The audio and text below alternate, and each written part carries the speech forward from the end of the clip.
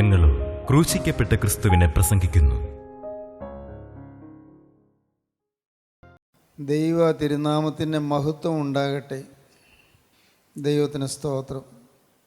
ദൈവ ഇഷ്ടം എന്നുള്ളതാണ് നാം ചിന്തിച്ചു വരുന്നത്. ദൈവ ഇഷ്ടം, നമുക്കെല്ലാം ദൈവത്തിൻ്റെ ഇഷ്ടം നടക്കണമെന്ന് ആഗ്രഹമുണ്ട്. ഏത് കാര്യത്തിലും ദൈവഹിതം നിറവേറണം. പഠിക്കുമ്പോൾ എന്ത് സബ്ജക്റ്റ് പഠിക്കണം, ദൈവഹിതം നിറവേറണം. വിവാഹം കഴിക്കുമ്പോൾ എങ്ങനെയുള്ള ഒരാളെയാണ് കിട്ടേണ്ടത്, ദൈവഹിതം നിറവേറണം. തുടർന്നുള്ള ജീവിതത്തിൽ, ഔദ്യോഗിക ജീവിതത്തിൽ എങ്ങനെയുള്ള ജോലിയാണ് എനിക്ക് ലഭിക്കേണ്ടത്, ദൈവഹിതം നിറവേറണം.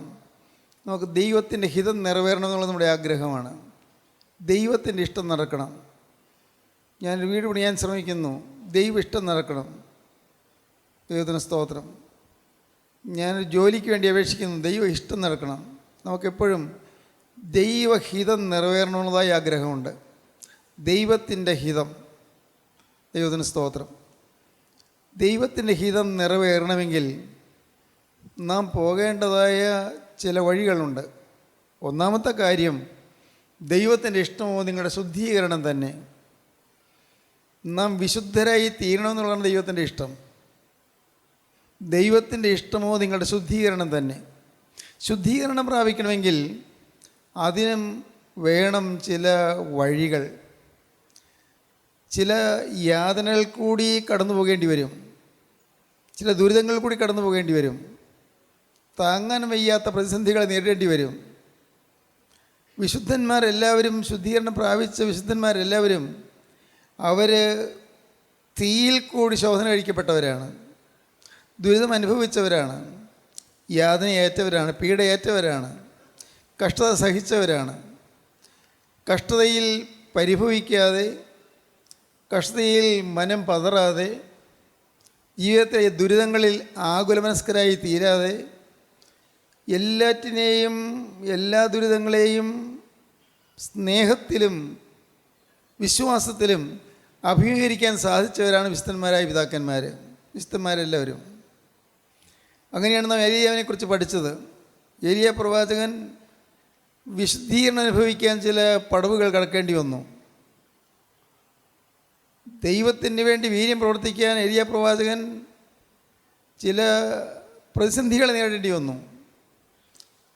വറ്റുന്ന കരിയത്തിൻ്റെ വക്കിൽ ഇരിക്കേണ്ടി വന്നു. വിധവയായ സ്ത്രീയുടെ വീട്ടിൽ, സരപ്തിയിലെ വിധവയുടെ വീട്ടിൽ 3.5 വർഷം ഒളിച്ചു പാർക്കേണ്ടി വന്നു. ദുരിതമയമായ ഒരു ജീവിതം തന്നെയായിരുന്നു, സംശയമില്ല. ഒളിച്ചു പാർക്കേണ്ടി വരിക, രാജാവിൻ്റെ കോപം തന്നെ ഹിംസിക്കാതിരിക്കാൻ ഒളിച്ചു പാർക്കേണ്ടി വന്നു. രാജാവിൻ്റെ പടയാളികൾ തന്നെ കൊല്ലാതിരിക്കാൻ ഒളിച്ചു പാർക്കേണ്ടി വന്നു. ജീവിതത്തിൽ ദുരിതം നിറഞ്ഞ അനുഭവങ്ങളിലൂടെ നാം കടന്നു പോകുമ്പോൾ നാം ഗ്രഹിക്കുക, നമുക്ക് ഇതിനപ്പുറം ഒരനുഗ്രഹത്തിൻ്റെ സ്വർഗീയമായ സമാധാനം ലഭിക്കാൻ പോകുന്നുണ്ട്. ഇത് നമുക്ക് മനസ്സിലാക്കാൻ പ്രയാസമുള്ള കാര്യമാണ്. ദുരിതങ്ങൾ കൂടി കടന്നു പോകുമ്പോൾ നമുക്ക് ഇത് വയ്യല്ലോ, അയ്യോ എനിക്ക് വഹിക്കാൻ വയ്യ എന്ന് നമുക്ക് തോന്നും. കർത്താവേ, ഞാൻ ഇതെങ്ങനെ സഹിക്കുമെന്ന് തോന്നും, ഇതെങ്ങനെ വഹിക്കുമെന്ന് തോന്നും, എങ്ങനെ ഇതിനെ ഞാൻ നേരിടുമെന്ന് തോന്നും.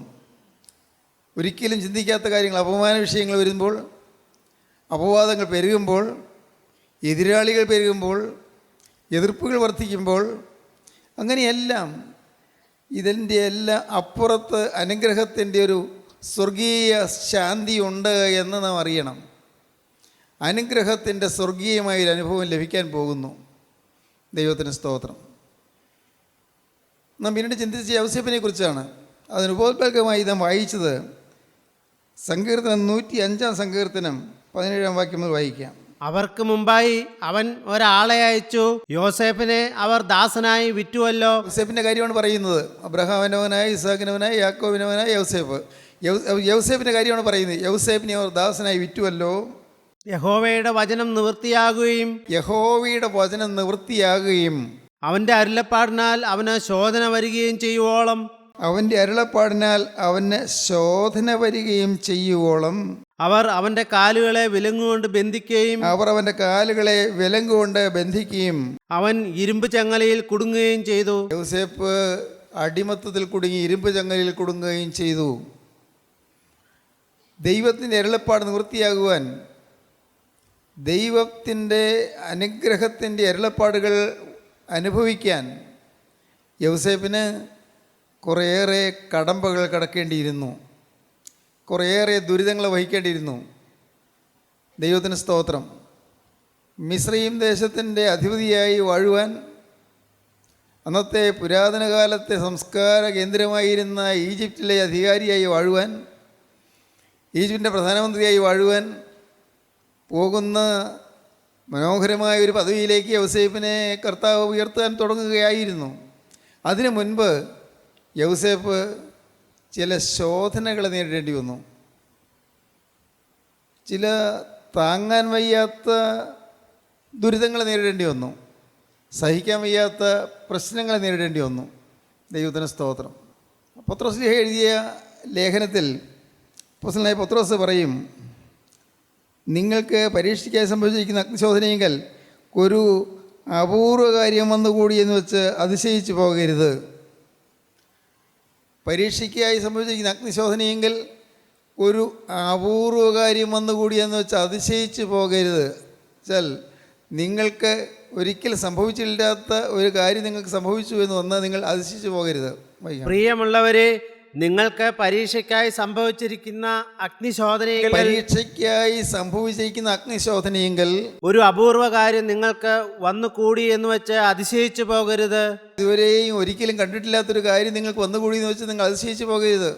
അഗ്നിശോധനയിൽ കൂടിയാണ് കടന്നു പോകുന്നത്. ദൈവത്തിന് സ്തോത്രം. അഗ്നിശോധന, തീയിൽ കൂടി കടന്നു പോകേണ്ടി വരികയാണ്. പരീക്ഷയ്ക്കായി സംഭവിച്ചിരിക്കുന്ന അഗ്നിശോധനയെങ്കിൽ ഒരു അപൂർവ കാര്യം വന്നുകൂടിയെന്ന് വെച്ച് അതിശയിച്ചു പോകരുത്. ദൈവത്തിന് സ്തോത്രം. ആരെല്ലാം ഉയർന്നിട്ടുണ്ടോ, ആത്മാവിൽ വളർന്നിട്ടുണ്ടോ, ആത്മാവിൽ ശക്തി പ്രാപിച്ചിട്ടുണ്ടോ, അവരെല്ലാം അഗ്നിശോധനയിൽ കൂടി കടന്നു പോയവരാണ്. യൗസേപ്പിൻ്റെ ജീവിതത്തിൽ അഗ്നിശോധന വന്നു, അഗ്നിശോധനകൾ. സ്വന്തം സഹോദരന്മാർ യൗസേപ്പിനെ വെറുത്തു, സ്വന്തം സഹോദരന്മാർ യൗസേപ്പിനെ പകച്ചു, സ്വന്തം സഹോദരന്മാർ യൗസേപ്പിനെ പൊട്ടക്കണ്ടിൽ തള്ളിയിട്ടു, സ്വന്തം സഹോദരന്മാർ യൗസേപ്പിനെ കുറിച്ച് അല്പം ഒരു അലിവില്ലാതെ പെരുമാറി, സ്വന്തം സഹോദരന്മാർ യൗസേപ്പിനെ വിറ്റ് 20 വെള്ളിക്കാശ് വാങ്ങി. യൗസേപ്പിനെ അടിമ വ്യാപാരികൾക്ക് യൗസേപ്പിനെ അവർ വിറ്റ് കളഞ്ഞു. ദൈവത്തിന് സ്തോത്രം. യൗസേപ്പിനെ വകവരുത്താൻ തീരുമാനിച്ചു. യൗസേപ്പ് ഉയരരുത് എന്നവർ തീരുമാനിച്ചു. ഒരു കാരണവശാലും യൗസേപ്പ് വളർന്നു പോകരുത് എന്നവർ തീരുമാനിച്ചു. സ്വന്തം സഹോദരന്മാർ. ദൈവത്തിന് സ്തോത്രം. പക്ഷേ യൗസേപ്പ് അവിടെയൊന്നും പതറിയില്ല, അവിടെയൊന്നും ഉള്ളു വാടിയില്ല. യൗസേപ്പിൻ്റെ ചരിത്രം ഞാൻ പഠിച്ചപ്പോൾ, വേദപുസ്തകത്തിൽ വായിച്ചപ്പോൾ ഞാൻ ഓർത്തു, എൻ്റെ കർത്താവ്, യൗസേപ്പ് എങ്ങനെ സാധിച്ചു? ഒരു പരാതിയില്ലാതെ, ഒരു പരിഭവമില്ലാതെ, സഹോദരന്മാരോട് ഒരു ഈർഷ്യയുമില്ലാതെ, എന്നാലും എന്നെ കൊല്ലാൻ നോക്കിയവരാണല്ലോ എന്നുള്ള ചിന്തയില്ലാതെ അവരെ സ്നേഹിക്കാൻ എങ്ങനെ സാധിച്ചു?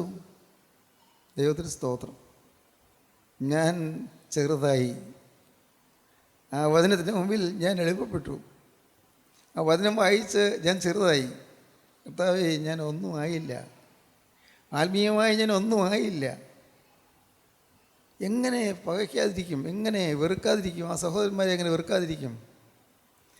യൗസേപ്പ് വളരെ സ്നേഹം കൊണ്ട് നിറഞ്ഞവനായിട്ടാണ് അവരോട് പെരുമാറുന്നതെല്ലാം.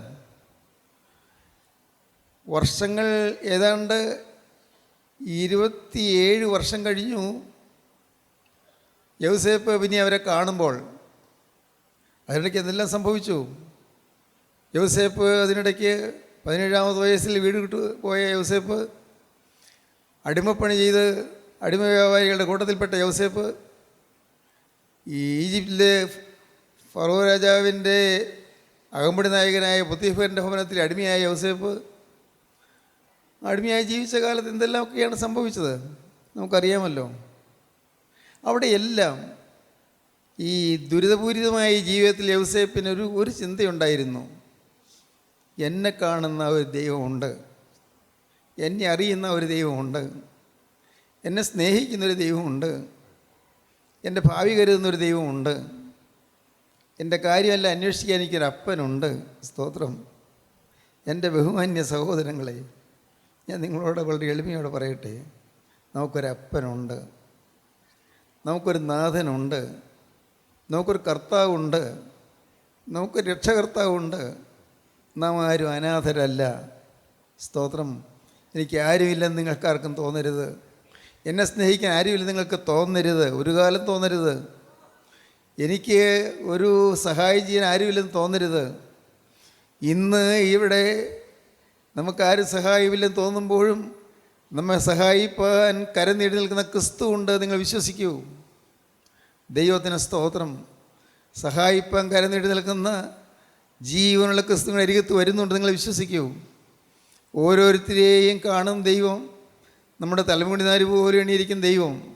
സ്തോത്രം. ഞാൻ ചിന്തിക്കുകയാണ്, ഞാൻ ആലോചിക്കുകയാണ്. അങ്ങ് ചന്ദ്രനിലെത്തിയ ഇർവിൻ 8-ാം സങ്കീർത്തനം വിടർത്തി വായിച്ചു. നിൻ്റെ വിരലുകളുടെ പണിയായ ആകാശത്തെ നീ ഉണ്ടാക്കിയ ചന്ദ്രനെയും നക്ഷത്രങ്ങളെയും ഓർക്കുമ്പോൾ മർത്തിനെ നീ ഓർക്കേണ്ടത് എന്ത് എന്ന്. ചന്ദ്രനിൽ ആദ്യമായി കാലുകുത്തിയ നീൽ ആംസ്ട്രോങ് അദ്ദേഹം പറഞ്ഞു പ്രൈസ് ദ ലോർഡ് എന്ന്. വേദപുസ്തകം കയ്യിൽ വെച്ചുകൊണ്ടാണ് ഇർവിൻ അവിടെ കാലുകുത്തിയത്. നീൽ ആംസ്ട്രോങ് ദൈവത്തിന് സ്തോത്രം എന്ന് പറഞ്ഞു. ദൈവത്തിന് സ്തോത്രം. എന്തിനാ പറഞ്ഞതെന്നറിയാമോ? ഈ ചന്ദ്രനും ഈ സൂര്യനും അല്ല, ഈ ഗാലക്സി എല്ലാം അണ്ടകടാഹം മുഴുവനും മെനഞ്ഞുണ്ടാക്കിയ ജീവനുള്ള ദൈവം എൻ്റെ അപ്പനാണ് എന്ന് നിങ്ങൾക്ക് തോന്നുന്നെങ്കിൽ നിങ്ങൾ ഭാഗ്യശാലികളാണ്. എല്ലാം ഉണ്ടാക്കിയ ഈ ജീവനുള്ള ദൈവം എൻ്റെ കാര്യം നോക്കാൻ മതിയായവനാണ്. എൻ്റെ പ്രശ്നത്തിന് പരിഹാരം കാണാൻ അവൻ കാത്തു നിൽക്കുകയാണ്. എൻ്റെ രോഗം അവൻ കാണുന്നുണ്ട്, എൻ്റെ വേദന അവൻ അറിയുന്നുണ്ട്, രോഗത്തിൻ്റെ മൂലകാരണം അവൻ അറിയുന്നുണ്ട്. എൻ്റെ കുടുംബത്തിലെ ക്ലേശം അവൻ അറിയാം. എൻ്റെ കുടുംബത്തിലെ പ്രയാസങ്ങളും ഭാരങ്ങളും ആകുലങ്ങളും അഭിപ്രായ വ്യത്യാസങ്ങളും എല്ലാം അവനറിയാം. എനിക്കൊരു ജോലിയില്ലാത്ത കാര്യം അവനറിയാം. എനിക്ക് വരുമാനമില്ലെന്നവനറിയാം. ദൈവത്തിന് സ്തോത്രം. ദൈവത്തിന് സ്തോത്രം. ഈ കടത്തിൻ്റെ പോകാൻ വഴിയില്ല ഞാൻ വലയുന്നവനറിയാം. എൻ്റെ ദൈവമേ, ഞാൻ എങ്ങനെ ഈ കടം വീട്ടേണ്ടെന്ന് പറഞ്ഞാൽ ഞാൻ വിഷമിക്കുന്നവനറിയാം. സ്തോത്രം. ദൈവത്തിന് സ്തോത്രം. ഒരു കുഞ്ഞില്ലാതിരിക്കുന്നത്, അയ്യോ എനിക്കൊരു കുഞ്ഞിനെ കിട്ടിയില്ലല്ലോ എന്നോർത്ത് നീ വലയുന്നത് അവനറിയാം. പ്രിയപ്പെട്ടവരെ, അവൻ നിങ്ങളെ അറിയുന്നവനാണ്. അവൻ നിങ്ങളെ സ്നേഹിക്കുന്നവനാണ്. അവൻ നിങ്ങളുടെ കാര്യം അന്വേഷിക്കുന്നവനാണ്. നിങ്ങൾ വിശ്വസിക്കൂ. അവൻ സ്നേഹമുള്ള പിതാവാണ്. അവനെ നീ വിശ്വസിക്കൂ. നീ ഇനിയും വാടിയിരിക്കരുത്. നീ ഇനിയും എനിക്ക് ആരുമില്ലെന്ന് പറഞ്ഞിരിക്കരുത്. എൻ്റെ ഭാര്യയ്ക്ക് എന്നെ സ്നേഹമില്ല, ഭാര്യയുടെ അപ്പനെന്നെ സ്നേഹമില്ല, ഭാര്യയുടെ അമ്മയ്ക്ക് എന്നെ സ്നേഹമില്ല, ഭാര്യയുടെ ആളുകൾക്ക് എന്നെ സ്നേഹമില്ല, എനിക്ക് ആരുമില്ല എന്ന് പറഞ്ഞിരിക്കരുത്. ഞാൻ ഏകാഗിയായി പോയല്ലോ എന്ന് പറഞ്ഞിരിക്കരുത്. ദൈവത്തിന് സ്തോത്രം. നീ ഏകാഗിയായിരിക്കുന്നതിന് തോന്നുന്ന സമയത്ത് യേശുവിൻ്റെ അരികിലേക്ക് വരുന്നു. യേശു ക്രിസ്തുവിൻ്റെ അരികത്ത് വന്ന് തൻ്റെ തൃക്കരത്തിൻ്റെ നേരെ നീട്ടുന്നു. ആ സ്നേഹവാനായ ക്രിസ്തുവിൻ്റെ കരത്തിന് കീഴിലേക്ക് നീ തലയും ചായച്ചു കൊടുക്കൂ. നിൻ്റെ ജീവിതം അവൻ്റെ കരത്തിലേക്ക് നീ ഏൽപ്പിച്ചു കൊടുക്കൂ. നിൻ്റെ ഭാവി അവനെ ഏൽപ്പിച്ചു കൊടുക്കൂ. എൻ്റെ അപ്പൻ എന്നെ വേണ്ട, എൻ്റെ അമ്മയ്ക്ക് എന്നെ വേണ്ട, എൻ്റെ സഹോദരന്മാർക്ക് എന്നെ വേണ്ട, എൻ്റെ സ്വന്തപ്പെട്ടവർക്ക് വേണ്ട.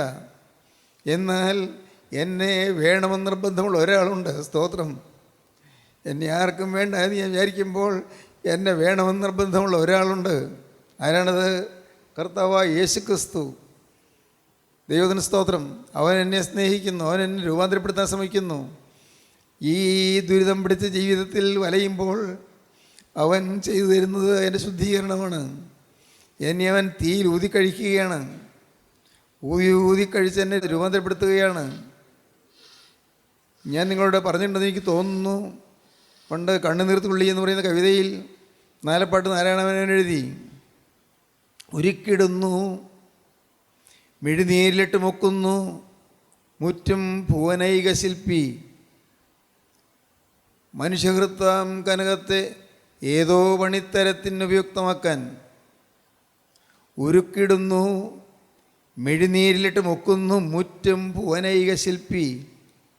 ലോകത്തിലെ ഏകശില്പിയായി നിത്യനായ ദൈവം മനുഷ്യഹൃദയത്തെ, മനുഷ്യ ജീവിതത്തെ ഒരുക്കുന്നു, പിന്നെ കണ്ണുനീരിലിട്ട് മുക്കുന്നു. ഇത് മനുഷ്യഹൃദയത്തെ, മനുഷ്യഹൃദയമാകുന്ന ആ പൊൻകട്ടയെ അവനെടുത്ത് ഇങ്ങനെ മെഴുനീരിലിട്ട് മുക്കിയിട്ട് അവൻ അതുകൊണ്ട് പണിപ്പാടുണ്ടാക്കുന്നു. മനുഷ്യകർത്താവുന്ന ഹൃദയത്തെ ഏതോ പണിത്തരത്തിന് ഉപയുക്തമാക്കാൻ, ഏതോ നല്ല പണിപ്പാടാക്കാൻ, ഏതോ നല്ല ആഭരണമാക്കാൻ. ദൈവത്തിന് സ്തോത്രം. നല്ലൊരു ആഭരണം മെനയാൻ തുടങ്ങുകയാണ്. നിങ്ങൾക്കത് മനസ്സിലാകുമോ? ദൈവത്തിന് സ്തോത്രം. എനിക്ക് മുഴുവൻ മനസ്സിലായിട്ടില്ലെങ്കിലും ഞാനൊരളവിൽ പലതും കണ്ട് അനുഭവിച്ചു വരികയാണ്. ജീവിതത്തിലെ വേദനകളും ദുരിതങ്ങളും ഭാരങ്ങളും പ്രശ്നങ്ങളും ആകുലങ്ങളുമായി ഞാൻ വലഞ്ഞു പോയിട്ടുണ്ട്. അങ്ങനെയുള്ള സമയങ്ങളിൽ എൻ്റെ യേശു എനിക്ക് താങ്ങായി തണലായി എൻ്റെ അരികത്ത് വന്നിട്ടുണ്ട്. എനിക്കറിയാം, ഞാൻ അനുഭവിച്ചു.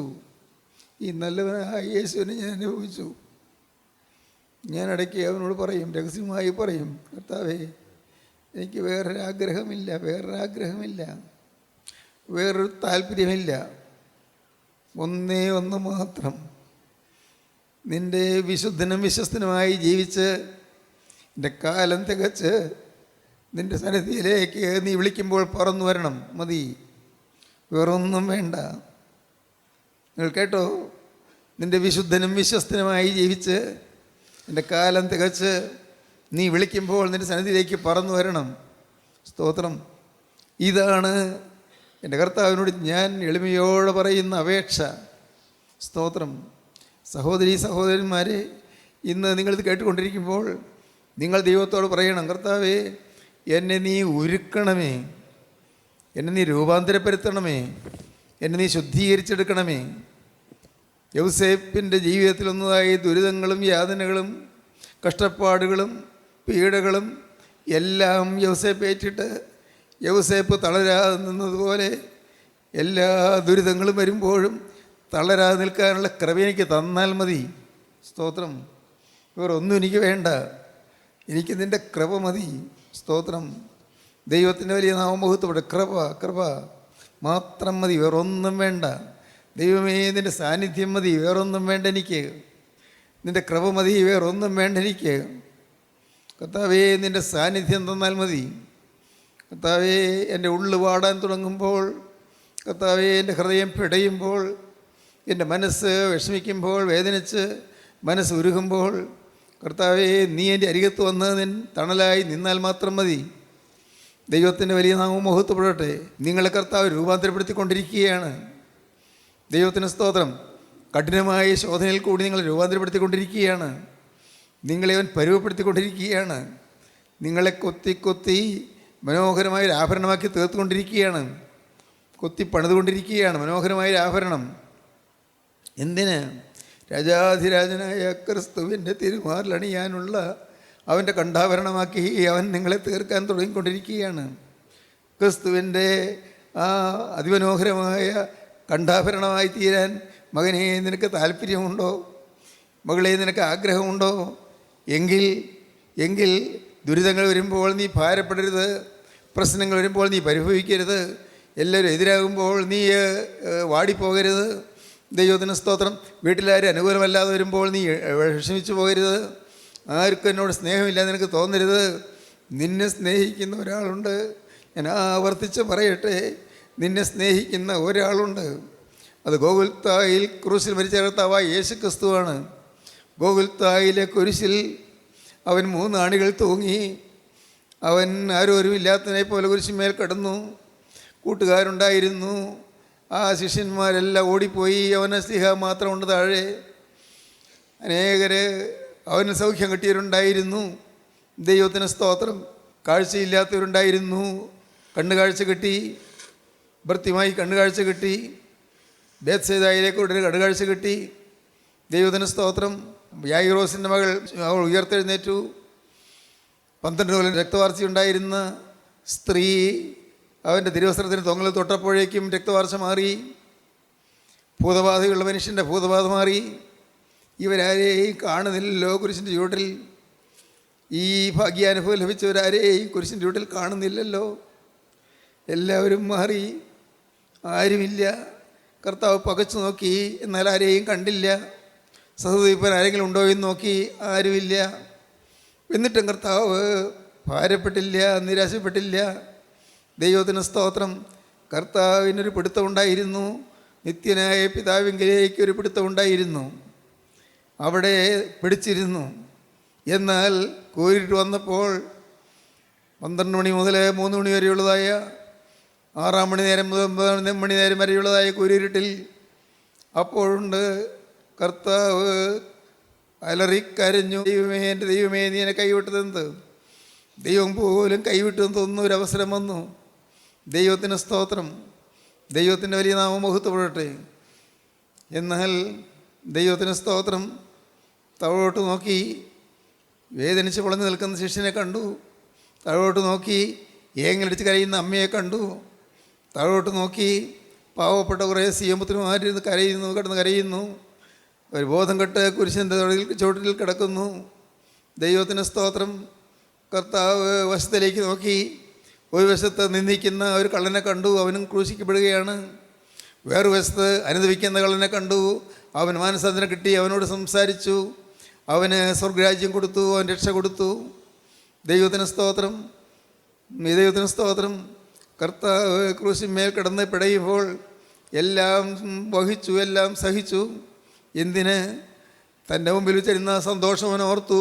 അപമാനം അലക്ഷ്യമാക്കി ക്രൂശിനെ സഹിക്കുകയും ദൈവസിംഹാസനത്തിൻ്റെ വലത്ത് ഭാഗത്തിരിക്കുകയും ചെയ്തു. നിങ്ങളുടെ ഉള്ളിൽ ക്ഷീണിച്ച് മടുക്കാതിരിപ്പാൻ പാപികളാൽ തനിക്ക് നേരിട്ട ഇങ്ങനെയുള്ള വിരോധം സഹിച്ചവനെ ധ്യാനിച്ചു കൊള്ളുവീൻ. സ്തോത്രം. എൻ്റെ ബഹുമാന്യ സഹോദരങ്ങളെ, ഞാൻ വളരെ എളിമയോട് നിങ്ങൾ പറയുകയാണ്, നിങ്ങൾ വാടരുത്, നിങ്ങൾ തളരരുത്. നിങ്ങളുടെ ജീവിതത്തിലെ കഷ്ടപ്പാട് വരുമ്പോൾ എനിക്ക് എൻ്റെ കർത്താവ് ശുദ്ധീകരണത്തിനായിട്ട് തന്നതാണ് നിങ്ങൾ വിശ്വസിച്ചുകൊള്ളുക. ദൈവത്തിന് സ്തോത്രം. എന്നിട്ട് നിങ്ങൾ കർത്താവിനെ സ്തുതിച്ചു കൊള്ളുക.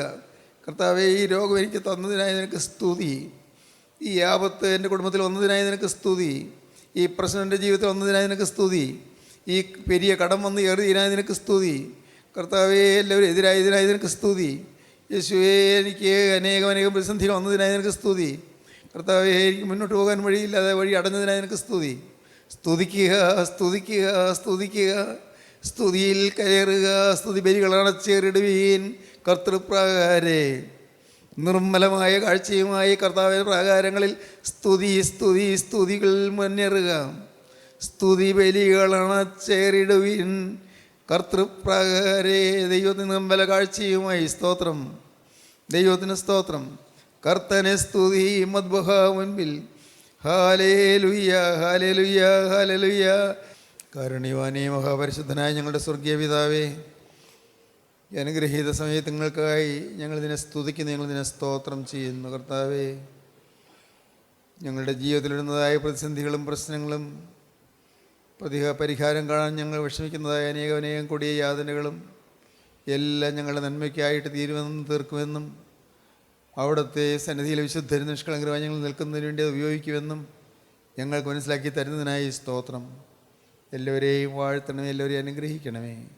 യേശു ക്രിസ്തുവിൻ്റെ രാജകീയ നാമത്തിൽ പ്രാർത്ഥിക്കുന്ന കൃപയോടെ കേൾക്കണമേ. ആമീൻ.